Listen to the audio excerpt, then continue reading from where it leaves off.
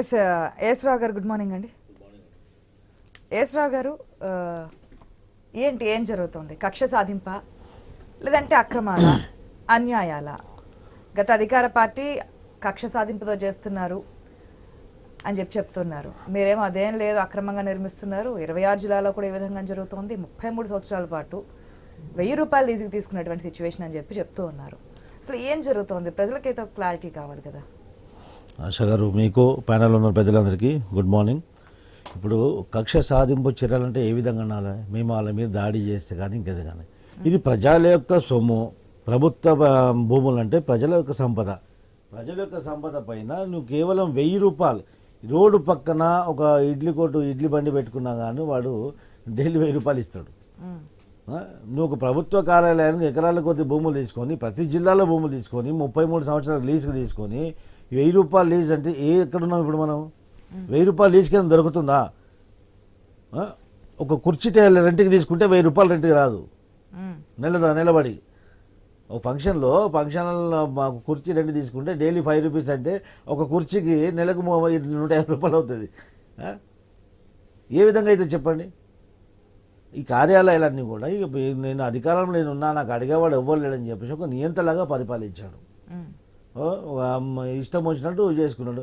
26 జిల్లాలలో మొత్తం ప్రతి జగ ప్యాలెస్ కి తలపించారు. ప్రజావేదిక అధికారంలోకి రాగానే ప్రజావేదిక కూల్ చేశారు కాబట్టి ఈసారి ఆ విధమైనటువంటి అక్కస్తో మేము తెలుగుదేశం పార్టీ ఎప్పుడు పనిచేయదు.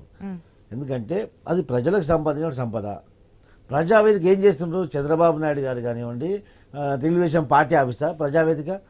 ప్రజలు పాలకులను కలవడానికి, ఒక ముఖ్యమంత్రిని కలవడానికి, వాళ్ళ యొక్క సమస్యలు చెప్పుకోవడానికి, ప్రజలు కలవడానికి ఒక వేదిక లాగా ఉంది ప్రజావేదిక. ఆ అక్కస్తోటి ప్రజల్లో కలిసే అవకాశం ఉండొద్దని చెప్పేసి కదా కూల్చేసిండు. అది సుకులు చేసిండు. ఇప్పుడు మేము కూల్చాలా? కూలుస్తున్నారుగా. ఎక్కడ కూల్చుతున్నాము? నోటీసులు ఇచ్చాము. తాడేపల్లిలో జరిగిందండి కూల్చడం కదా. ఇక్కడ ఇప్పుడంటే నోటీసులు ఇస్తున్నారు. మన తాడేపల్లిలో జాతీయ కార్యాలయం కూల్చింది ప్రొక్లైనర్ తో తెల్లారుజామున 5 గంటలకి స్టార్ట్ చేసింది. డీవియేషన్స్ ఉంటే అధికారులు ఎక్కడైనా కూలుస్తారు.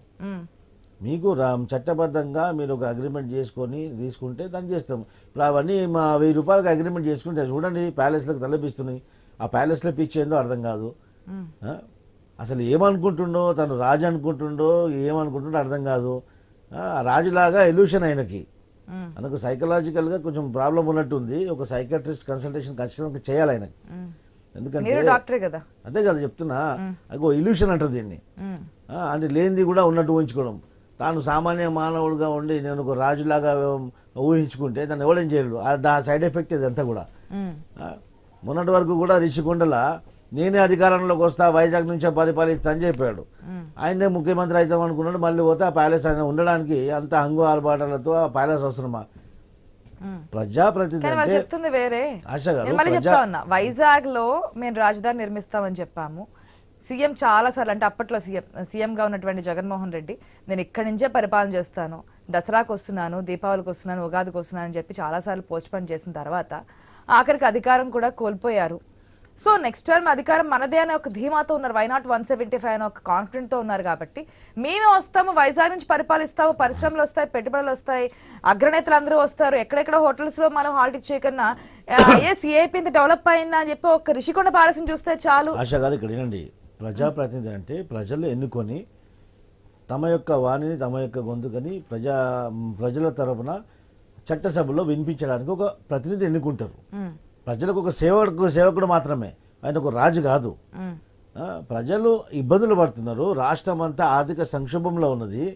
అప్పులు కుప్ప చేసి పెట్టాడు. 14 లక్షల కోట్ల అప్పులు తీసుకొచ్చి పెట్టారు. అలాంటి సంక్షోభం ఉన్నటువంటి రాష్ట్రానికి అలాంటి ఈ యొక్క ప్రజా ప్రతినిధులు ఉండడానికి 14 లక్షల కోట్లు అప్పు, అంత అప్పు ఉన్నప్పుడు ఈ ప్రజాప్రతినిధులు ఉండడానికి బయట పెడుతుందా? ఇప్పుడు ఖచ్చితంగా పెడతారు. ఈ రోజు నుంచి ఈ రోజు కేబినెట్ భేటీ, అసెంబ్లీలు ఇవన్నీ కూడా శ్వేతపత్రాలు రిలీజ్ చేస్తారు. 14 లక్షల కోట్లు అంటే శాఖాపరంగా ప్రతి శాఖాపరంగా మొత్తం సమీక్ష నిర్వహిస్తున్నారు.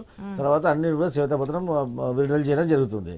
ఇప్పుడు ఇలాంటి ఆర్థిక సంక్షోభం ఉన్న రాష్ట్రంలో ప్రజాప్రతినిధులు, కేవలం ప్రజాప్రతినిధులు ఉండడానికి అంతటువంటి ప్యాలెస్లు అవసరమా? రిషికొండ అయినా కానివ్వండి, ఇప్పుడు ఇదైనా కానివ్వండి, దానికి ఏం అవసరము? ప్రజాప్రతినిధులు ఉండండి. హరిత హోటల్ ఉంది, అక్కడ హోటల్లో ఉంటారు. దానికి ఏమైందండి?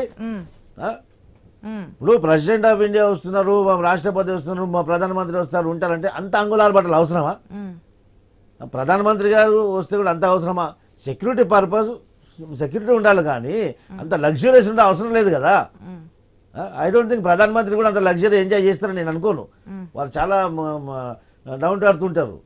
ఎప్పుడు కానీ ప్రధానమంత్రి గారు, ఈ దేశ ప్రధానమంత్రి గారు అలా అంగుళాల బట్టలు ఎప్పుడు ఆయన ఆశించారని నేను అనుకోను. ఎందుకంటే ఈ నరేంద్ర మోదీ లాంటి ప్రైమ్ మినిస్టర్ ఇప్పటివరకు నరేంద్ర మోదీ లాంటి ప్రైమ్ మినిస్టర్ ఇప్పటివరకు దేశానికి దొరకలేదు. I'm very proud of him. Personal గానా పార్టీ పరంగానా? పార్టీ పరంగా పర్సనల్ గా, మోర్ ఓవర్ పర్సనల్ గా ఐఎమ్ ఫ్యాన్ ఆఫ్ హిమ్. ఇక్కడ ఏ డిబేట్ లో చెప్తాను నరేంద్ర మోదీ పార్టీ పరంగా అంటే మరి చాలా క్వశ్చన్స్ వస్తాయి. పర్సనల్ గా అంటే అది మీ అభిప్రాయం. Ready to face any consequences because of Modi. ఆయన చాలా సామాన్యుడిగా ఉంటాడు, సామాన్య జీవితం జరుపుతున్నాడు. అలా మాలాంటి ఈ మోదీ లాంటి ప్రైమ్ మినిస్టర్కి అలాంటి అంగుళాల పట్ల అవసరం లేదు. మళ్ళీ ద్రౌపది ముర్ము గారు కూడా చాలా సింపుల్గా ఉంటారు. వాళ్ళకి సెక్యూరిటీ పర్పస్ ఆఫ్ సెక్యూరిటీ కావాలి అంతేగాని ఇలాంటి అంగు ఆట పాటలకు అవసరం లేదు. ఇదంతా కూడా జగన్మోహన్ రెడ్డి యొక్క ఇల్యూషన్.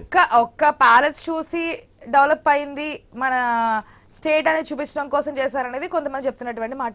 ఒక్క నిమిషం రావు గారు, ఎన్ని స్కూల్ మూత పడిపోయినాయి చూడండి. వేలాది స్కూల్ మూత పడిపోయినాయి. నాడు నేడు అని చెప్పేసి పెట్టాడు. ఆ స్కూల్ నడుస్తున్నాయా? సిబ్బంది లేదు. అలా డిఎస్సి టీచర్స్ అపాయింట్మెంట్ లేదు. అందుకని మెగా డిఎస్సి పైన చంద్రబాబు నాయుడు మొదటి సంతకం పెట్టారు. ఇవన్నీ పరిపాలనలో నీకు అనుభవం లేమితోటి, కేవలం అక్కసుతోటి, ఒక ఫ్యాక్షనిస్ట్ మైండ్ సెట్ తోటి నువ్వు ప్రభుత్వం నడిపావు. దానికి రిజల్ట్ ఏ విధంగా వచ్చిందో, ప్రజలు ఏ విధంగా యాక్సెప్ట్ చేశారో రిజెక్ట్ చేశారో అనేది ఈ రిజల్ట్ తోటి తెలుస్తుంది.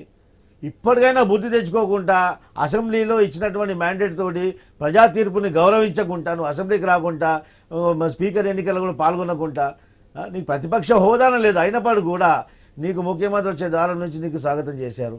అయినప్పటికీ కూడా మీకు అవమానించలేదు. అయినప్పటికీ కూడా మీరు ఏం చేశారు? ప్రమాణ స్వీకారం చేశారు, అక్కడ ముఖం చాటేసి వెళ్ళిపోయారు. ఇప్పటివరకు మన అసెంబ్లీ పోలే.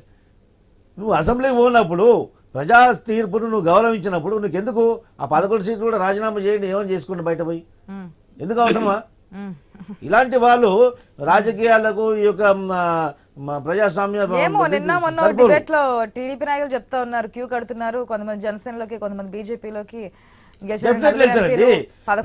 ప్రజా తీర్పు పైన, ప్రజాస్వామ్యం పైన నమ్మకం లేనటువంటి నాయకుడి ఆధ్వర్యంలో ఎవరు పనిచేస్తారు?